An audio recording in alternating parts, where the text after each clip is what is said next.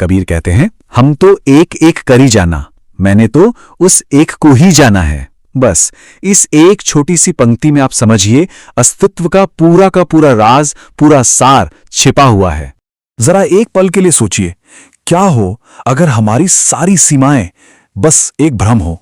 वो मैं जिसे हम दिन रात संभालते हैं, संवारते हैं, ये शरीर जिसे हम अपना घर समझते हैं, हमारी पहचान, हमारी पूरी जिंदगी, क्या हो अगर ये सब सिर्फ एक खिड़की का चौखटा हो और हम उस चौखटे की वजह से उसके पार जो असीम आकाश है उसे देख ही नहीं पा रहे हैं। तो आज हम जिस बात की गहराई में उतरने वाले हैं वो कोई विश्लेषण नहीं बल्कि एक यात्रा है। एक ऐसी यात्रा जो हमें हमारी ही बनाई हुई दृष्टि की जेल से बाहर निकालेगी। ये यात्रा है दो के नर्क से एक के स्वर्ग में जाने की, और आखिर में उस परम निर्भयता को छूने की जिसके बाद मौत का डर भी डर नहीं लगता। तो चलिए इस सफर पर साथ चलते हैं। तो सबसे पहला और सबसे बड़ा सवाल यही उठता है, अगर अस्तित्व एक है, अखंड है, तो फिर हमें हर चीज टुकड़े टुकड़े में क्यों नजर आती है? ये इंसान, ये जानवर, पेड़, पहाड़, ये देश, वो धर्म, आखिर ये सारे बंटवारे, ये सारे टुकड़े आते कहां से हैं? जवाब कहीं बाहर नहीं है। जवाब हमारी अपनी ही नजरों में, हमारे देखने के तरीके में छिपा है। देखिए, हम सोचते हैं कि हमारी आंखें, हमारे कान, हमारा मन, ये सब सच्चाई देखने की खिड़कियां हैं, पर असल में ये खिड़कियां नहीं, ये तो फिल्टर है। ये उस अनंत सच्चाई को अपनी छोटी सी क्षमता से नापने की कोशिश करते हैं, और नतीजा हमें सच्चाई का बस एक छोटा सा कटा छटा टुकड़ा ही दिखाई देता है। सच तो यह है कि हम वो नहीं देखते जो है, हम सिर्फ उतना ही देखते हैं जितना हमारा मन हमें देखने की इजाजत देता है, और यहीं से हर इंसान अपनी एक अलग, एक निजी दुनिया बना लेता है। अब जरा इस मिसाल की गहराई को समझिए, कितना अद्भुत रूपक है ना?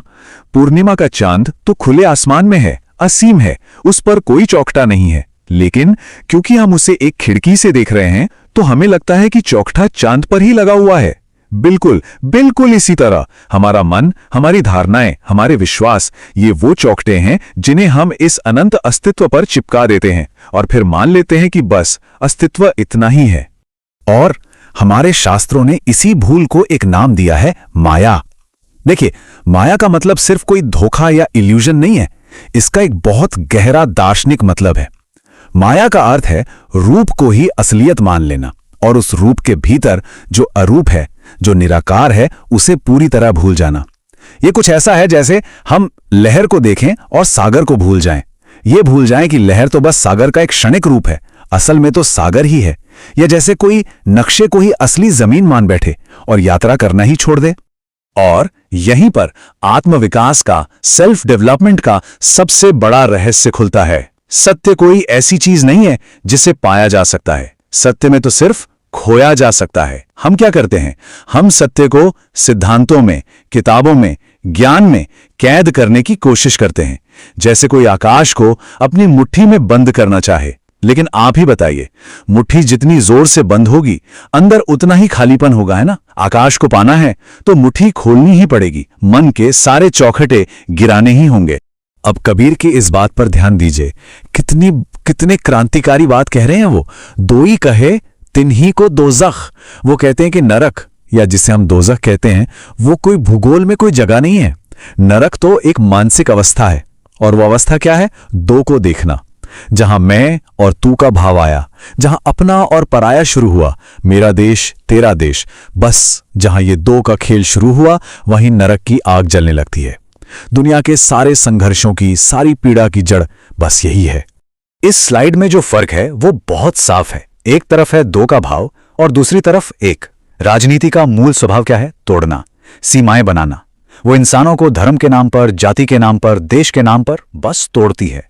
और जहां भी कोई सीमा होगी वहां डर पैदा होगा, उस सीमा को बचाने की चिंता होगी, और यही असुरक्षा, यही चिंता तो नरक है।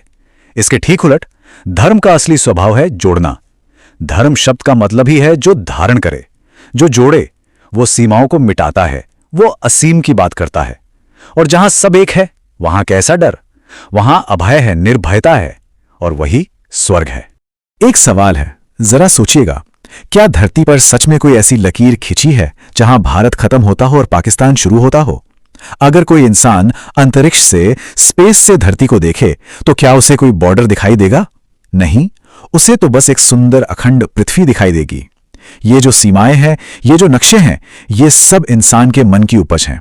ये वो झूठ हैं जिन्हें हम एक अखंड सच्चाई पर थोप देते हैं और फिर उन्हीं लकीरों के लिए लड़ते हैं, मरते हैं। तो अब हम इस अलगाव के भ्रम से आगे बढ़कर जुड़ाव की परम सच्चाई की ओर चलते हैं। और मजे की बात यह है कि आज विज्ञान और अध्यात्म दोनों एक ही नतीजे पर पहुंच रहे हैं। वो सत्य क्या है कि इस ब्रह्मांड में कुछ भी अकेला या अलग थलग नहीं है।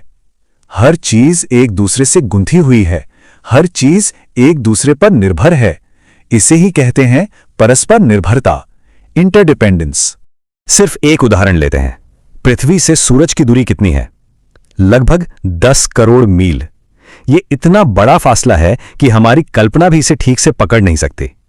सोचिए, सूरज की एक किरण को हम तक पहुंचने में 8 मिनट से ज्यादा लग जाते हैं, और वो भी तब जब प्रकाश की रफ्तार करीब करीब 3 लाख किलोमीटर प्रति सेकंड है। तो फासला बहुत बड़ा लगता है ना? लेकिन अब देखिए ये विशाल दूरी एक पल में कैसे एक भ्रम बन जाती है। वो 10 करोड़ मील दूर चमकता हुआ सूरज इस धरती पर खिले एक छोटे से फूल के रंग में मौजूद है। हमारे अंदर जो सांस चल रही है, जो जीवन है, वो उसी सूरज की ऊर्जा है। अगर सूरज एक पल के लिए भी बुझ जाए तो ये पूरी पृथ्वी एक ठंडी अंधेरी कब्रगाह बन जाएगी। हम सूरज से उतने ही जुड़े हैं जितनी एक लहर अपने सागर से। तो फिर सवाल ये उठता है कि हमारी सीमा कहां खत्म होती है?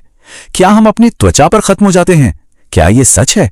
जरा सोचिए, जिस हवा में हम सांस लेते हैं वो हमारे भीतर जाकर हमारा जीवन बन जाती है, और वही हवा पृथ्वी के चारों ओर 200 मील ऊपर तक फैली हुई है। तो फिर किसी इंसान की असली सीमा कहां है? क्या वो त्वचा पर है, या सूरज तक फैली हुई है, या उन अरबों खरबों तारों तक जिनकी रोशनी करोड़ों साल का सफर करके हम तक पहुंच रही है? सच तो यह है कि कोई सीमा है ही नहीं। और यह जुड़ाव सिर्फ दूर सूरज से ही नहीं है, यह तो हर पल हर सांस में है। इस स्लाइड को देखिए, यह हमारे और पेड़ों के बीच का एक अद्भुत जीवन चक्र है। हम ऑक्सीजन अंदर लेते हैं और कार्बन डाइऑक्साइड बाहर छोड़ते हैं, जो हमारे लिए तो एक तरह का जहर है। लेकिन पेड़ उसी जहर को पीकर जिंदा रहते हैं और बदले में हमें क्या देते हैं? ऑक्सीजन, यानी जीवन। हमारी हर एक सांस इस गहरे अटूट संबंध का सबूत है।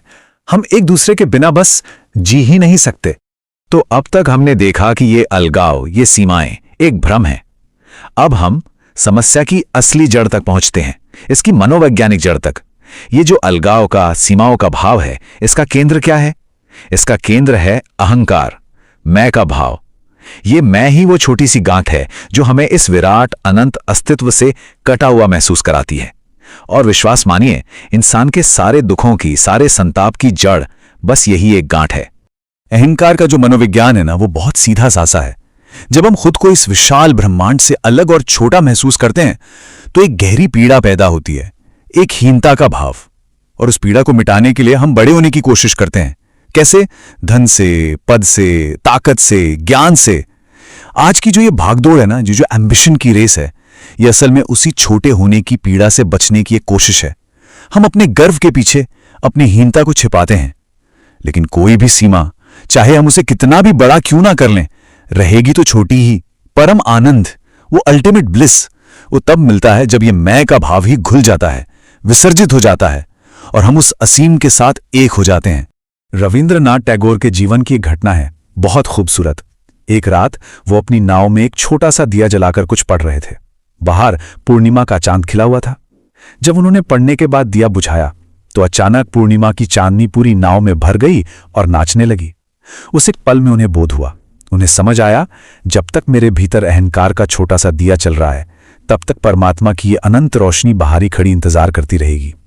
परमात्मा रूपी चांद तो हमेशा दरवाजे पर है, वो बस इस बात का इंतजार कर रहा है कि हम अपने भीतर के मैं का, अपने अहंकार का ये छोटा सा दिया कब बुझाए। अहम ब्रह्मास्मि, उपनिषदों के इस महावाक्य को अक्सर बहुत गलत समझा गया है। लोग सोचते हैं ये अहंकार की घोषणा है, मैं ब्रह्म हूं, आई एम गॉड। नहीं, ये अहंकार का शिखर नहीं, ये तो परम निरअहंकार की, अल्टीमेट ईगोलेसनेस की अवस्था है। इसका असली गहरा अर्थ है, मैं हूं ही नहीं, सिर्फ ब्रह्मा ही है। जब तक मैं की छोटी सी लहर है, तब तक सीमा है, पीड़ा है। जब ये मैं की लहर सागर में मिट जाती है, तब जो शेष बचता है वही भ्रम है, वही आनंद है। तो हमारी ये यात्रा अब अपने आखिरी पड़ाव पर पहुंच रही है। सारे डरों के पीछे एक ही डर खड़ा है, मौत का डर, मिट जाने का डर।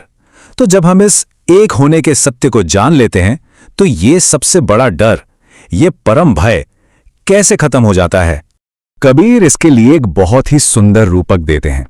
वो कहते हैं, हमारा ये शरीर एक लकड़ी की तरह है, इसका एक रूप है, ये नश्वर है, इसे मौत काट सकती है, लेकिन इस शरीर रूपी लकड़ी के भीतर चेतना की, कॉन्शियसनेस की अग्नि छिपी है, और वो अग्नि अरूप है, निराकार है, शाश्वत है, उसे मौत छू भी नहीं सकती। सोचिए, बढ़ई लकड़ी को तो काट सकता है, पर क्या वो आग को काट सकता है?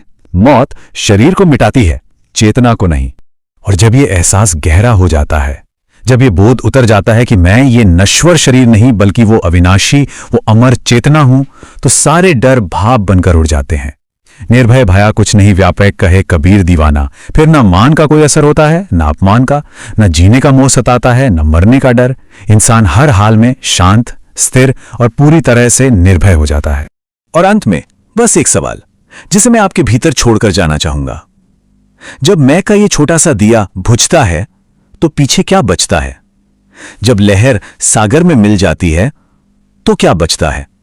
जब पानी की एक बूंद सागर बन जाती है तो क्या बचता है? जब अहंकार का छोटा सा दिया बुझता है तो क्या सिर्फ अंधेरा बचता है, या फिर वो अनंत प्रकाश जो हमेशा से था, हमेशा से है और हमेशा रहेगा,